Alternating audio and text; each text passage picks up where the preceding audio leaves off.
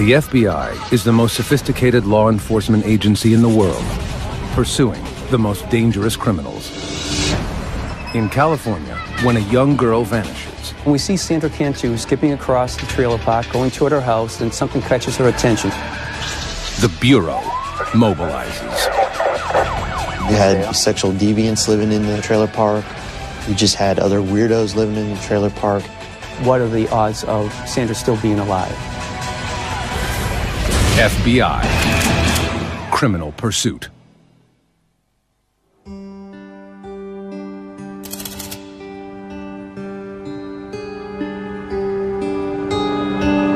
March 27, 2009. In the blue-collar town of Tracy, California, 8-year-old Sandra Cantu heads home after school.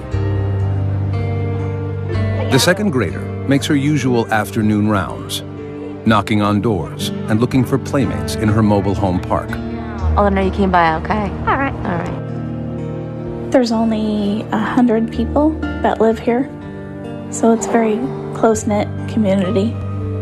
All the residents here knew each other and pretty much trusted each other.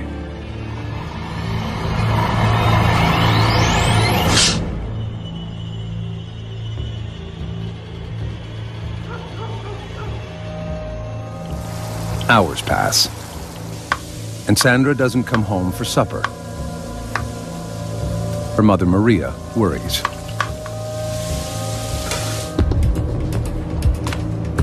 She begins calling her daughter's friends. Hi, Kathleen, this is Maria. Have you seen Sandra? No one has seen Sandra for hours. Okay. Maria always told the kids not to go outside the trailer park, and the kids never did. So when she went looking for her and couldn't find her, she knew something was wrong. Just before 8 p.m., Maria calls the Tracy Police Department. Tracy, please. Well, I have a missing daughter. Okay, how old is she? She's 8. When's the last time you saw her? Oh, it was about 3. She told me she was going over to this one girl to play, and she hasn't been home. And I went looking all over.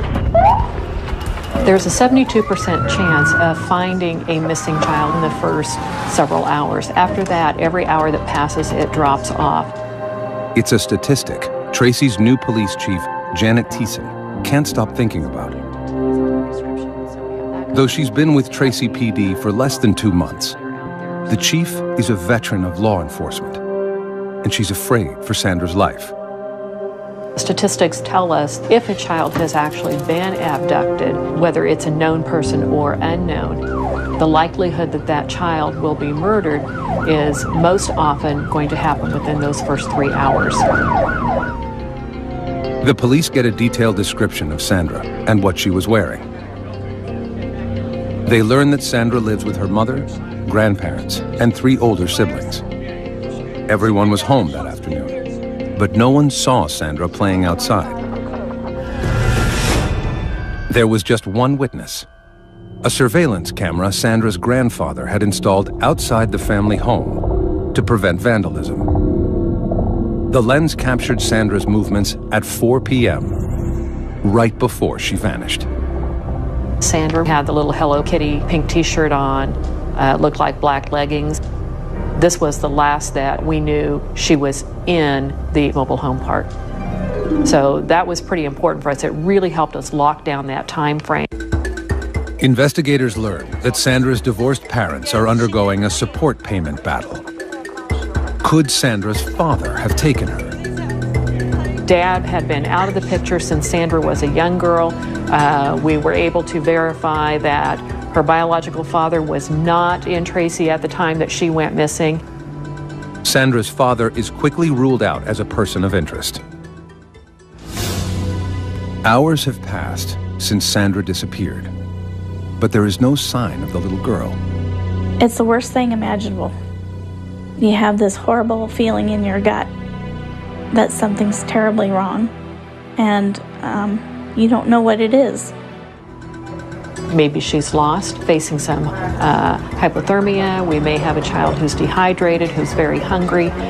If she hadn't found shelter somewhere and wasn't someplace safe, then this was not a good situation for her. A mother of two, Chief Thiessen empathizes with the family's growing anxiety. It's just heart-wrenching, and we have a job to do. We have to move forward through it. But I think there's that human side of all of us that we think in the back of our mind, is this going to be that time where it's bad?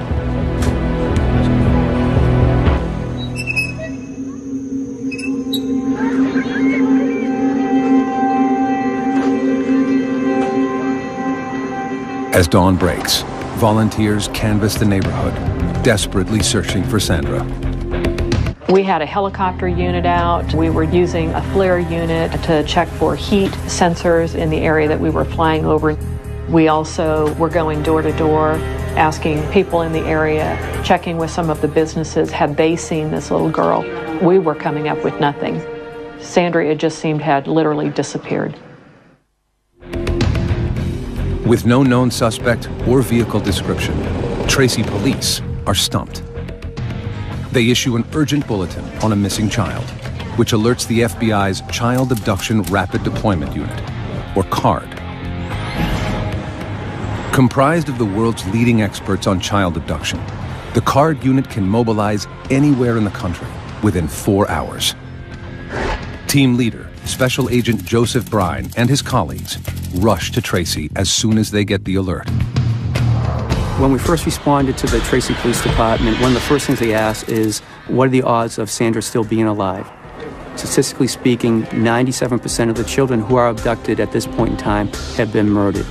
But it's our job to focus both the FBI and the Tracy Police Department on that 3%, because there's a chance that she is alive.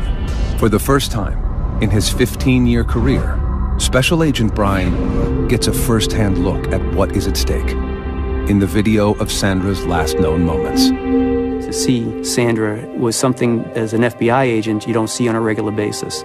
And it was just something that had an emotional impact. The case hits close to home for Special Agent Todd Davis. I had 3 little girls that I raised, and so it's very emotional, particularly when you're trying to find a child. You get very focused on that, and you forget to eat. You don't sleep when you go home. You can't get that out of your head. The FBI's first priority is questioning all the residents inside the neighborhood. They quickly realize that Sandra's popularity makes everyone a suspect. So, how was your day? Good. She talked with everybody. She always asked if she can help with the yard or help cooking. She liked to cook.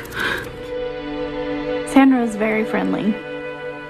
She had a way to just capture your heart, and she had a beautiful smile.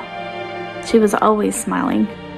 Like most of the children here, Sandra was allowed to roam free, and everyone opened their doors to the little brunette with a quick smile. The kids just would go out and play all together, and it's a small place, so we just knew that she'd be safe. Every little detail sometimes will reveal some kind of pattern, some kind of activity that may lead to a significant turn in the case. Sandra was in just about every trailer, and she knew just about everybody. So it made our job a little bit more difficult because every trailer was now in play for us to investigate. Roadblocks are put in place around the area, and all vehicles searched. Investigators have no solid leads until they get a tip from a concerned neighbor, the mother of Sandra's best friend. The neighbor sends a text message to Sandra's mother that a large suitcase was stolen from her driveway around the same time Sandra went missing. It could be an unrelated incident, but investigators are concerned. The neighborhood borders the 205 freeway, which connects the Bay Area to the town of Tracy. It would have been very easy for someone to come into this area, drive a couple blocks, see this little girl, and pick her up. If in fact it was a stranger abduction in that type of a scenario, would we ever be able to get any information? The FBI speculates about who Sandra's abductor might be. Our behavioral analyst unit told us that we should be looking at predominantly male individuals who knew Sandra, who resided in the trailer park. So we started to look at individuals who had contact with Sandra over the past couple of years, adult males in particular. But at this point, their profile is hypothetical and only based on statistics. In this case, we don't have a crime scene. And without a crime scene, there really is insufficient information that we can use to form a profile about what might have happened. There's one other thing the FBI profilers know is likely: that Sandra's abductor knows her well and is someone close to home. For the most part, we remain fixated on the idea that an offender is going to be familiar with the victim or the victim's neighborhood in some way. Tracy Police Detective Tim Bauer is on the investigative team. He's been to the trailer park on other cases and recognizes Sandra's family. Like everyone else, he can't rest until the girl is found. And this is the type of case that you could not think about even when you're not at work. And you want to be here 24 hours a day yourself looking for the child that's missing. The FBI works with the Tracy PD to quickly put together an emergency operations center. We utilized about 65 FBI agents and about 26 detectives from Tracy PD. You'd have a whole row of people that were managing the tips as they came in off 3 different computers. Every second counts, and investigators want as many people as possible to know about the case. Everything was such a blur. We had been talking to the media to try and get her picture out there so people were aware of her in case they saw her. We wanted our little girl home. No resources spared as searchers use helicopters with thermal imaging, dive teams, cadaver dogs, and volunteer foot patrols. 2 of the largest searches for a missing person that have ever been done in Northern California's history. We had approximately 250 people out searching for Sandra.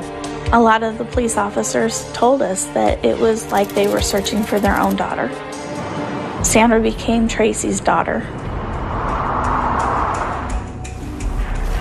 Everyone's hopes sink when a search team at the town dump unearths a pink shirt, exactly like the one Sandra was wearing. Investigators approach her family with solemn news of their discovery. After talking with the family again, we were able to figure out that it was not the right size.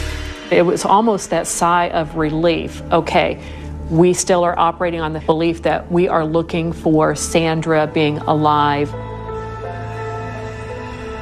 If Sandra is still alive, investigators know that time isn't on their side. On video. They pore over the last known images of her, searching for the smallest clue.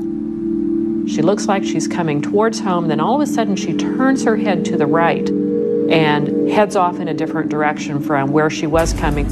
I probably looked at it 40, 50 times, trying to figure out what else might have happened that caught her attention. Nothing more is seen on the tape until a neighbor drives by 8 minutes later. A canine unit can only track Sandra's scent for a couple of yards. We had some dogs track her scent down this street. So we know, of course, she traveled to the end of the street up to that corner. And that's the last scent that we were able to pick up at that point. Investigators interview anyone in the neighborhood who is a registered sex offender or has a criminal record. The list of persons of interest is shockingly long. Sunday. You had sexual deviants living in the trailer park, people on probation, parole living in the trailer park. You just had other weirdos living in the trailer park. In this particular situation, we try to emphasize that even though you are looking at registered sex offenders, that statistically speaking, only about 2% are going to be registered sex offenders. Doesn't mean they're not preferential sex offenders. It just means that we haven't caught them the first time and they don't have an arrest record. One person the police want to talk to is a man who 2 years earlier had approached Sandra at the neighborhood pool. This gentleman had brushed Sandra's hair off of her face and kissed her on the lips in the pool. Made us worry. The man admits to the kiss, telling investigators it was harmless affection He has no prior criminal record, but makes a disturbing confession. He told us that he had sexual fantasies about young girls, that his fantasies focused on girls between the ages of 9 and 10. And so that placed him high on our list. But the man isn't the only suspicious person in the park. On the afternoon Sandra went missing, the park manager confronted an unfamiliar ice cream truck driver who was talking to children near Sandra's home. Hey, what do we have here? Can I have a chocolate bar? Sure can. They had a ice cream man that usually does not go to that particular area. Aren't you just a little kid? Was suspicious to some of the people in the neighborhood. And what did we tell you about being in the park? And that was another lead that we had to trace down. Did Sandra's trusting nature catch her in the net of a predator? Sandra was a very friendly girl, but we thought these individuals might have taken advantage of her friendly personality, to use to their benefit. As night falls, there are no solid leads. The town of Tracy gathers for a candlelight vigil. The community showed so much love and support. They left stuffed animals, hundreds and hundreds of stuffed animals they left as a memorial to her. And it was cold. It was so cold. And we just knew that she didn't have any jacket on because it was warmer during the day, but it was so cold at night, and we were just so worried about her. Investigators are there too, lending support and looking for suspects. The peaceful ceremony is shattered when a woman frantically approaches FBI agents. She's screaming, "I found something, I found something." It says Cantu. So myself and a couple other agents and one of the police officers, we follow after her. She's still hysterical, she's still yelling, she's still screaming. We get over to where the mailboxes are in the complex, and she just plops down. She points, it's over there. Investigators are stunned when they read its dire message. Cantu is in stolen luggage in water at Bichetti and Whitehall. Signed witness. After 2 days of searching, there is no trace of 8-year-old Sandra Cantu. All the FBI and Tracy, California police have is a growing list of persons of interest. There were several individuals in the trailer park that jumped out at us that needed a little extra attention. These were individuals that had either been involved in drugs, crimes against children. Then, a startling lead lands in the lap of investigators. A neighbor walking to a candlelight vigil for Sandra finds something suspicious in the park. I was just walking by and I saw it here on the grass and Investigators gather the note, which has a chilling message. The note said, Cantu is in stolen luggage in water at Bichetti and Whitehall, signed witness. San Joaquin County Deputy District Attorney Thomas Testa is suspicious. And what's so interesting about this note is it almost looks like there are deliberate misspellings. I mean, a very simple word, on, is misspelled. And an FBI expert looked at it and gave an opinion that it looked like someone was camouflaging the writing, hiding their true writing. Is the note true? Or is someone trying to throw the police off track? Investigators can't take that chance. At daybreak, agents immediately order a search of the ponds near the address, 2.5 miles from the trailer park. The intersection borders a river and a dairy farm, and there are several settlement ponds for cattle manure runoff. Investigators aren't sure where to look. In the settling ponds, it makes it extremely difficult to search because of the sewage that had flowed into those settling ponds from the dairy. It makes it impossible for divers to locate anything. Investigators have no idea whether Sandra's body is in the pond. They have a lot of questions and turn to the note's messenger for help. 28-year-old Melissa Huckabee is the same neighbor who reported a suitcase stolen from her driveway the day Sandra went missing. When the agents interviewed Melissa at her trailer, she told them she was especially alarmed when she saw the note referencing that the child had been placed in the suitcase because she said her suitcase was large enough to fit a child in. A friend of the family, Melissa is a single mother raising a 5-year-old in the home of her aging grandparents. Her daughter is Sandra's best friend.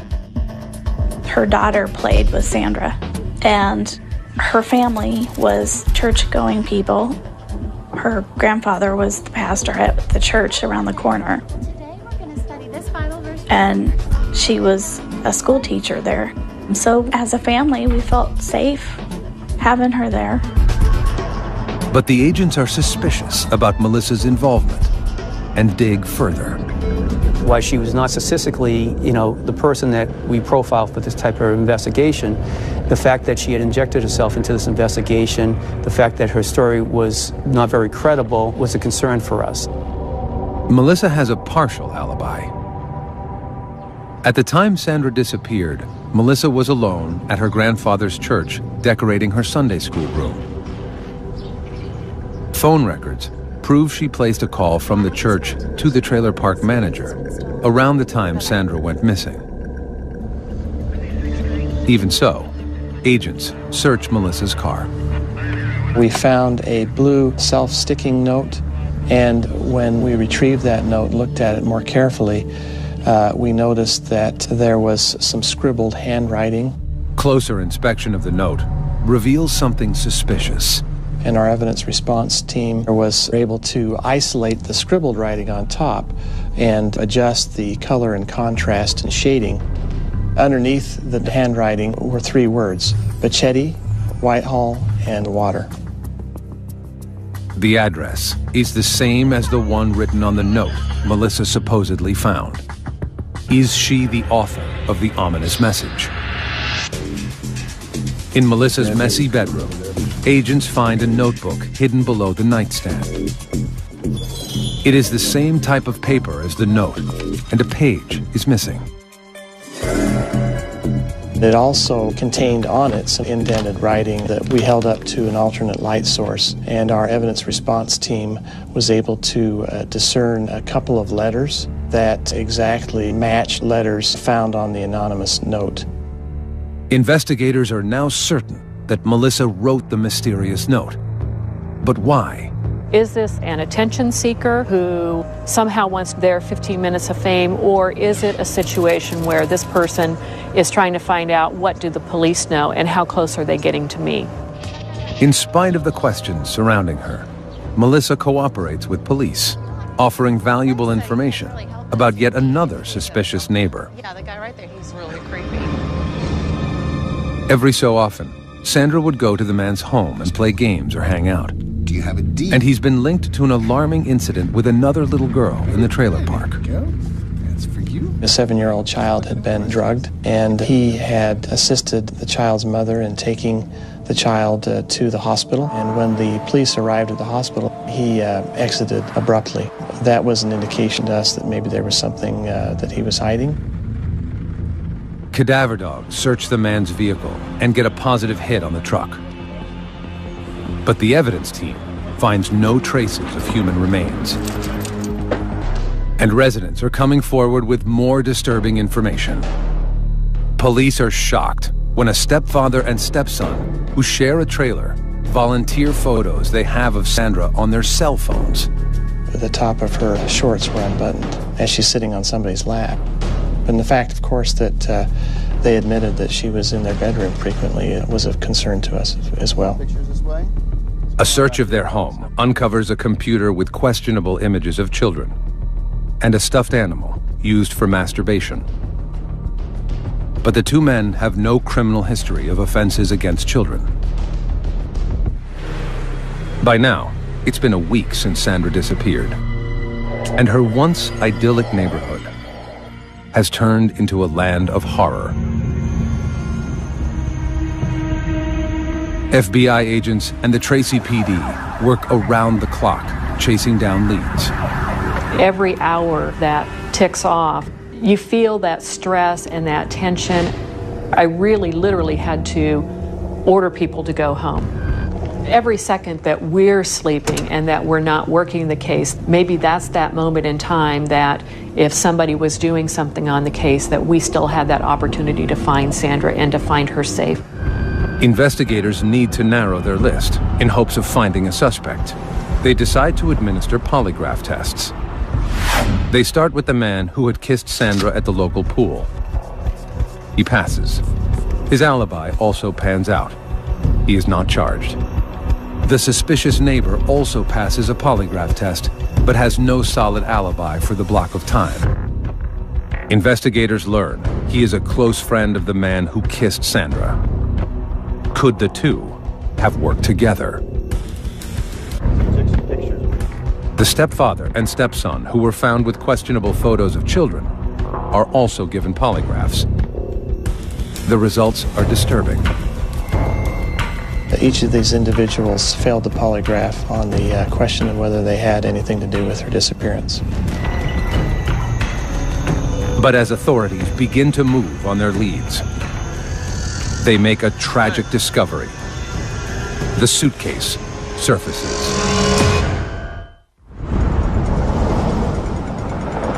It's been 11 days since 8-year-old Sandra Cantu vanished from her trailer park in Tracy, California. 2.5 miles away, workers at a dairy see a suitcase floating in the water. They call the sheriff, who rushes to the scene with Tracy PD and the FBI. Is she in there? We wanted to know, but at the same time, we didn't want to open at the scene, obviously, because we want to protect the integrity of what's inside. Hairs and fibers, other pieces of evidence that can link us to who did this, if this is actually Sandra in the suitcase. The suitcase does not have any identifying marks, but the zippers are tied together with a thin white string. Standing knee-deep in sewage, the evidence team lifts the suitcase and places it in a body bag. Immediately, the one thing you noticed was the weight of the suitcase. There was definitely something inside the suitcase. As we start to carry the body bag out, all of a sudden you could smell the smell of death. Investigators deliver the bag to the San Joaquin County Medical Examiner. He carefully cuts the white cord on the zipper and opens the case. Inside is a young girl, curled into the fetal position. Dental records and her clothing confirm what investigators don't want to hear. It is Sandra Cantu. It's devastating.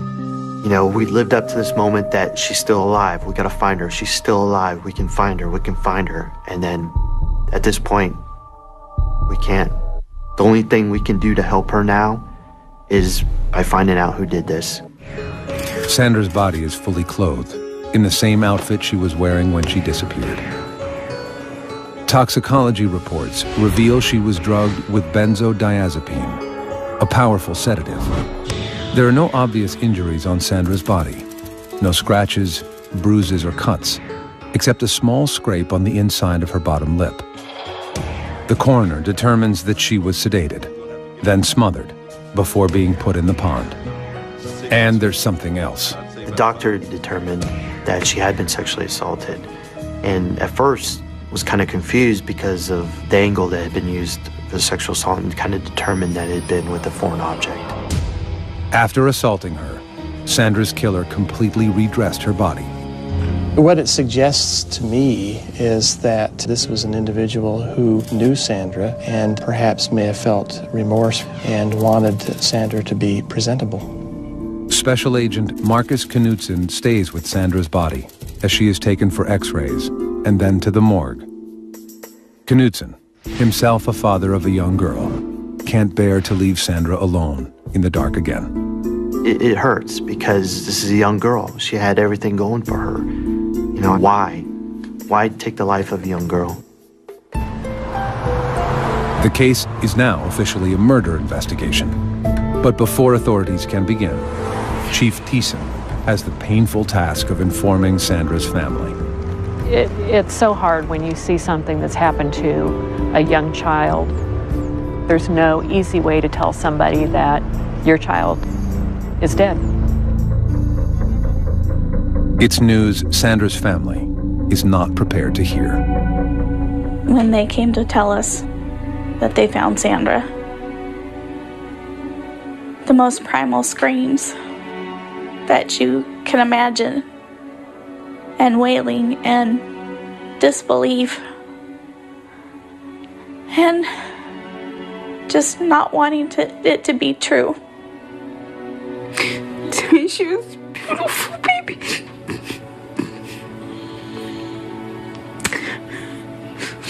She was my beautiful little girl.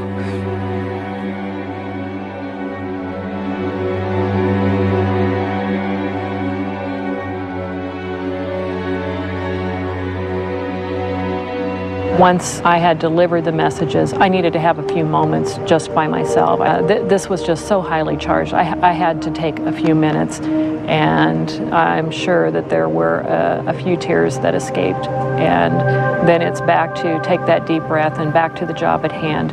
Now we had a killer to find. Authorities know the killer is on the loose and could strike again. And the messenger of the note, Melissa Huckabee, is now their prime suspect.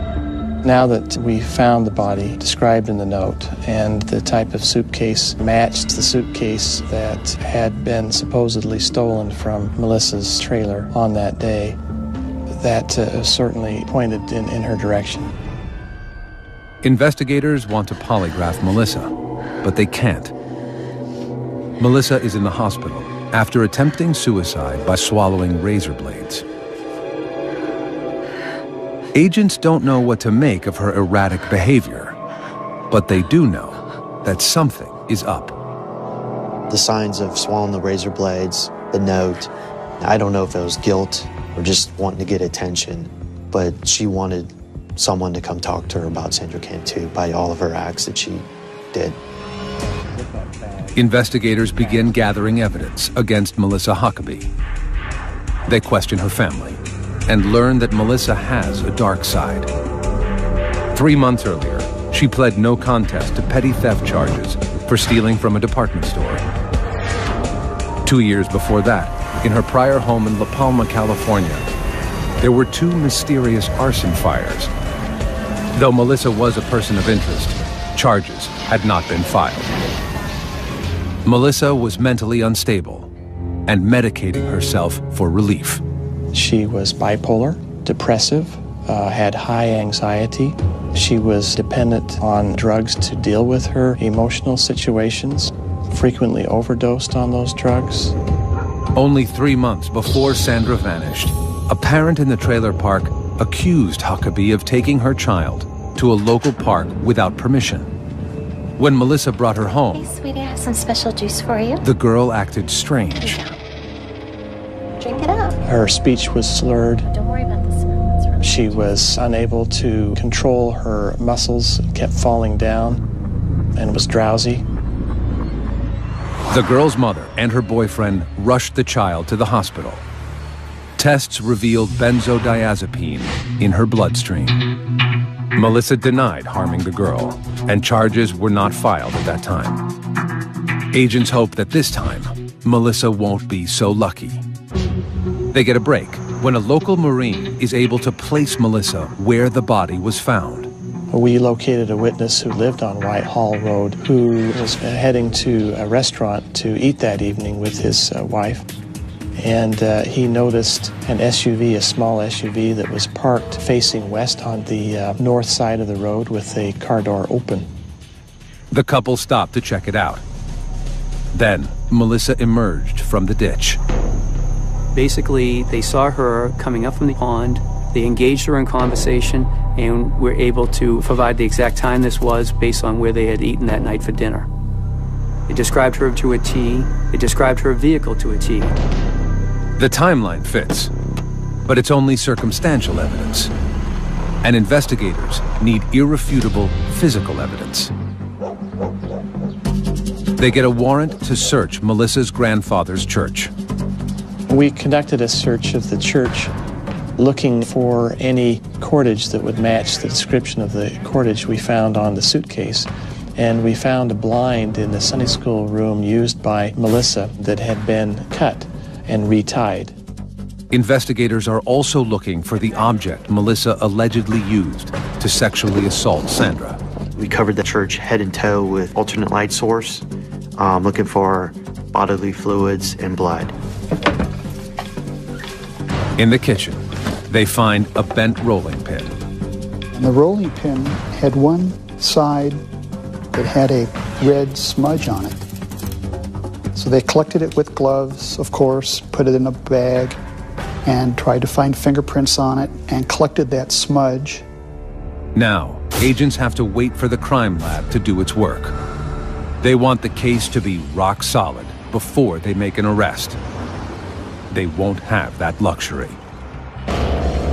5 days after entering the hospital, Melissa Huckabee is released. Her daughter and grandparents have left town, and her house is empty. Police wiretap Melissa's phone. The next day, they hear a phone call that stops them in their tracks. She asked for Sandra's sister to come down and play with her daughter. Hey, Maria. Yeah, I was wondering if your daughter could come over and play with Mike. Clearly, the concern for the Tracy Police Department and the FBI was that Melissa Huckabee was now asking this girl to come down so she could kill this young girl, just like she had killed Sandra.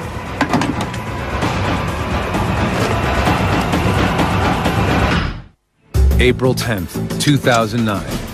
2 days after she is released from the hospital, murder suspect Melissa Huckabee invites her victim's older sister to her house. She says it's for a playdate, but FBI and Tracy, California police fear she has sinister plans. Here we go again. She's going to try to pull this off again because in her mind at this point she believes she got away with it. Unaware that Melissa is suspected of murdering their daughter, Sandra's family is about to send her sister over to play. My boss says, hey, get over there right now, drive as fast as you can and get there, and right before you get there, shut your lights down and get in there and then just walk up like everything's cool, knock on the door and make sure we don't got another little kid in there. Detective Bauer races to Melissa's house, fearing the worst. When we get over there, we knock on the door, and when Melissa answered the door, and there's a neighbor's daughter in there who our surveillance units thought might be Sandra's older sister, but, you know, fortunately it wasn't. Trying to act casual, he convinces Melissa to come down to the station for a formal statement. I mean, you can look at this as like a game of cat and mouse. We let her believe that she was winning the early rounds, but we knew the ultimate goal for us was to, one, get a confession out of her, but two, to get her to understand that we knew and we had evidence to show that she was solely responsible for Sandra's death and assault. In the interview room, Detective Bauer confronts her with proof that she forged the note about the suitcase. We took a normal, 3-inch blue sticky note, and we blew it up on graph paper to the size of this wall right here. And it had the 3 words on it that were scribbled out, Pachetti Whitehall Water. And the person wrote this note, and it had to be the only person that knew where Sandra was. Melissa denies everything. After 5 hours, Detective Bauer confronts Melissa with the evidence that cracks her lies wide open. Between 5:30 and 5:40, 2 people saw your car stopped on Whitehall Road. They saw you come from out of the bushes on Whitehall Road, and someone asked you what? When I was okay, and I said I was going to the bathroom. What were you doing, Melissa?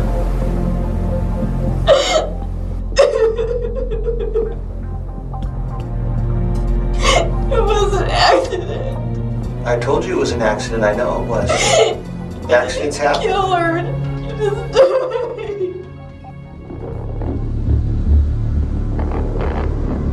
Melissa claims Sandra's death was a horrible accident, a misguided game of hide and seek with Melissa's daughter.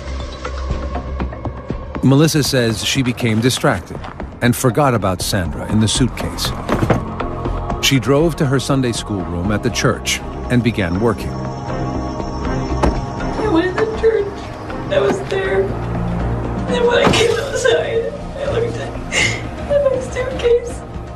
I went to take it out and it was heavy. And she was in there. And she wasn't breathing or anything. What did she look like? She looked pale. And then I killed her. Huh?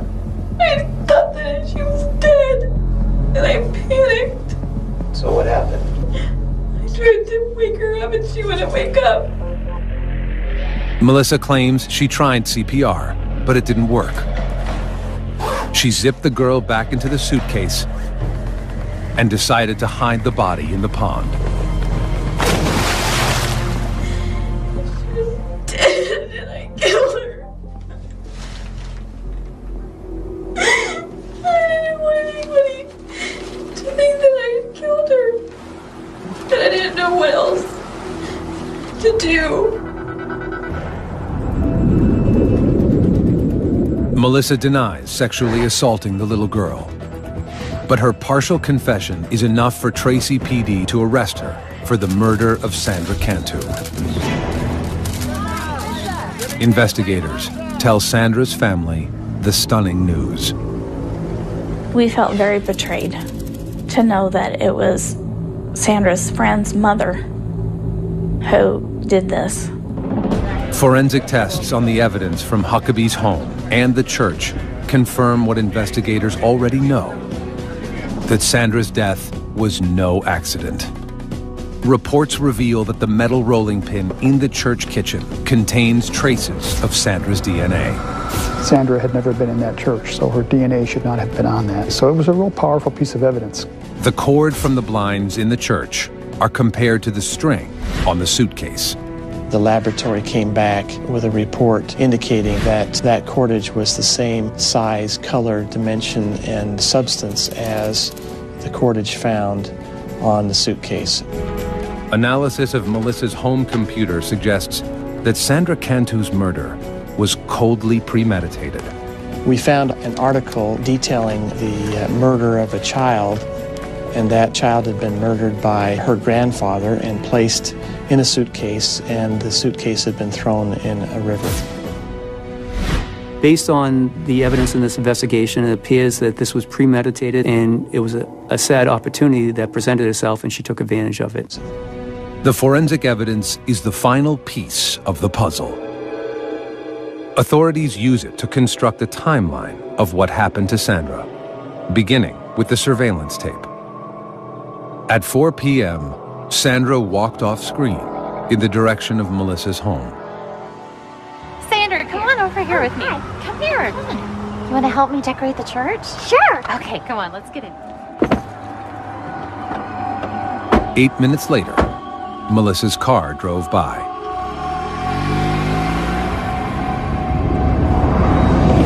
After driving Sandra to the church, Melissa gave her a drink laced with benzodiazepine. Almost got it ready. Thanks.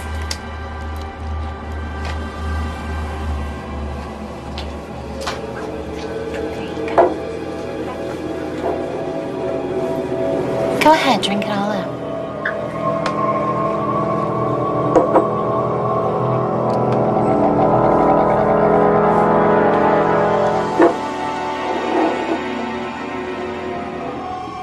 When the girl was unconscious, Melissa made her move. Around 5 p.m., phone records show that Melissa made a call from her grandfather's church to the trailer park manager, reporting her suitcase stolen. She started thinking of needing to cover her tracks by making sure she reports the suitcase that has Sandra's body was stolen. So if the suitcase is found, she could claim, well, someone stole it and someone else must have put the body in it. Then, shortly before 6 p.m., the eyewitness saw Melissa near the pond. Hey, how you doing? What you doing now? Sandra Cantu was dead before her mother ever called 911. May 10th, 2010. Faced with overwhelming evidence, Melissa Huckabee takes a plea deal and admits guilt in the kidnapping and murder of Sandra Cantu. All other charges are dropped, including charges of drugging and rape.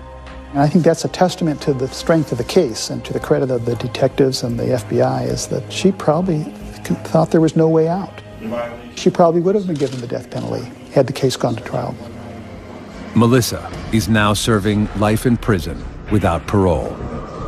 When asked why she killed Sandra, Huckabee has no answer. She never would tell me why she did it. To this day, she still says, I don't know why I did it. She knows why she did this, and she just won't tell anybody. We don't care. I don't care. to know, because it's a sick individual that would do something like this to a child. We view Melissa as a monster. Monster. Female child killers are rare, with less than 10% of murders attributed to women. If a female, as an offender, is engaging in some type of sexual assault on a victim, there might be an emotional aspect that comes into play as well. And we could be talking anger or rage or revenge or some other negative emotional state. Authorities speculate Melissa Huckabee may have killed out of jealousy that Sandra was stealing her own daughter's affections away, or out of a need for attention and praise. I still cannot understand why I did what I did. She created the emergency, and she was going to be the one to solve the emergency, and she would be the hero. She would get all this attention. She'd be the star, and she'd be on these TV shows, and Oprah would come and talk to her. So there is that theory that this was just a cry for attention. Sandra Cantu may have walked off camera, but she will never walk out of the hearts of those who caught her killer. It's a tragedy that someone so little, so cute, had her whole life before, would lose her life. She didn't put herself in harm's way. Evil came and sought her out, and that's a clear tragedy. Our team is still going to hurt over the death of Sandra. You know, you take somebody in the community that you think is, you know, a good person or respected, and they turn out to be like Melissa Huckabee. Yeah, it's hard. It's hard because it could be anybody.